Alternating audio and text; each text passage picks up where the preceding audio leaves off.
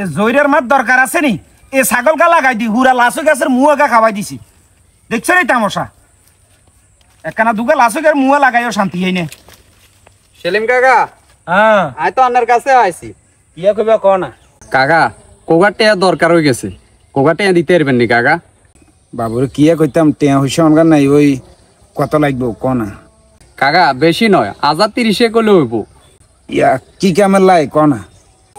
কাকা আপনারা তো জানেন যে ছোট হইতে আর বাপে কোরবানি দিয়ে গেছে।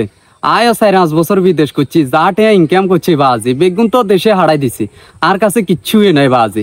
এবারে দরা খাই চলিয়ে আইছি, কোনো মতো চলিয়ে এর ভিতরে চলিয়ে আইছে কোরবানি। অন বন্ধু বান্ধব ব্যাকের কাছে চাইছি 1050 টেঁ হইলে ঈদের হরে দিয়ে দেবো, কোনো গা এক গে টেঁও দেয় নয়। এদিকে আন্নাগো বই গে শর্মে কেয়ারা বলে মুদে দায়িত্ব নয়, অন কোরবানি না দিলে মানে তালজাল শুরু করে দিছে। অনেকজনের তুমি খবর আইছি বাজি আনের কাছে টেঁ টু আছে বা দেন, আর বেশি লিখতো না বাজি। এবারে ছোটো করে একজনের লগে 100 রেখে দিতাম চায়ের, টেঁ 30 দিলে হয়ে যাইব 1030 বাজি থাকলে দেন, খুব উপকার হইব বাজি। আর ওই কিয়া কইতাম আসলে টেয়া তো ব্যাকেরই দরকার হয়, টেয়া হইছে তো বুঝই তো। তো আবার গা 2 দিন আগে 2 ফাটিরে দিছি কোরবান দিবার লাগে, তারা সুদের উপরে আতুন টেয়ানি কোরবান দিব বুঝুন। বলা কথা সুদের উপরে টেয়ানি কোরবান দিক, আইও চাই দেখ কেউ যেন গোস্ত খানা তুন যে নিজ যেন না চায়। তো লাভটা পেলে কি হিসেবে দিবে একখানা ক না, কদিন হরে টেয়া দিবে ঈদের? আসলে সেলিম কাকা আয় তো এমনুর পরে কেতন টেয়া হুঁশিয়া লই নয়, আর আপনি কি হিসাবে লাভটা নেন এটাও জানি না। তবে এটা শিওর ঈদের 1 মাস হরে আপনি টাকা পেয়ে যাবেন। ও ঈদের 1 মাস হরে তাহলে দিয়ে দিবে। তুমি তো জানো কাকা বেশি লাভ করি না, ওই কাকা লাভ করলেও কত 30,000 আপনার 1 মাসের লাই যদি ন ওই 20,000 টাকা লাভ করুম, টোটাল 30 নিলে তুমি কাকার ওই 50 মিলে দিলে চলবো।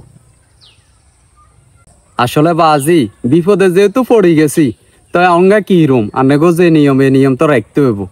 আচ্ছা অন আয় কোন দিন আইতাম, কোন দিন দিবেন টেয়া? ও তাইলে এক কাজ করিও, কাইলে সকাল 10টা করে চলি আইও, আবার 11টা বাজে ফাটি দুগা আছে, আবার লেট করিয়া রেলে হাইতে না টেয়া বুঝছো নি। তো এই যে আল্লাহ হালা। আচ্ছা ঠিক আছে বাজি, তাহলে কাইলে সকাল 10টা বাজে আইতাম। আচ্ছা আসসালামু আলাইকুম কাকা। ওয়ালাইকুম সালাম। বাবুরে কি জবনা চলি আইছে দেখছেন নি, সুদের উপরে নিয়ে হইলেও কোরবান দিব, গোস্ত খাইবার কত শখ, মারা কার কটেয়া ব্যবসার এটাই ফাইন। ইয়া রনি কোনায় গেছ? ভাইয়া গেছি একখানা সেলিম কাকার কাছে। ওমা সুদি সেলিমের কাছে নিয়ে গেছ? কি লেগেছ? ভাইয়া গেছি তো কোগা টেঁ আল্লাহ, ও বন্ধু বান্ধব ব্যাকের কাছে চাইছি, কোনোকার কাছে হয় নয়। আমগো প্রতি বছর কোরবানি দেয়, আপনারা তো জানেন। অন এদিকে আপনাকে বৈজ্ঞ চিল্লা চিল্লি করের, এবছর যদি আমরা কোরবানি না দিতে আরি মানুষের কিয়া করবো, তারপর হোলাইন আছে গোস্ত মোস্ত খাইবো এইগুলো আরি। অন ইয়াল্লা হিমিয়ার কাছে সুদূর পরে কোগা টেঁ আল্লাহ আইসি, অন কাইলে সকালবেলা দিব কইছে, বুঝছেন নি ভাইয়া?